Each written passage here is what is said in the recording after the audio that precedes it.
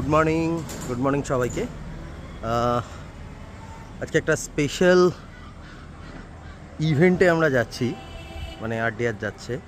So এই যাওয়ার সময় রাস্তায় কিছুটা জিনিস আমি লক্ষ্য করলাম, যেটা পুরোপুরি মানে আমরা সেটার বিরুদ্ধে আর কি। সে যতই হোক কোনো র্যালি আর যতই হোক কোনো রাজনৈতিক র্যালি, মানুষের সেফটিটা আগে। সো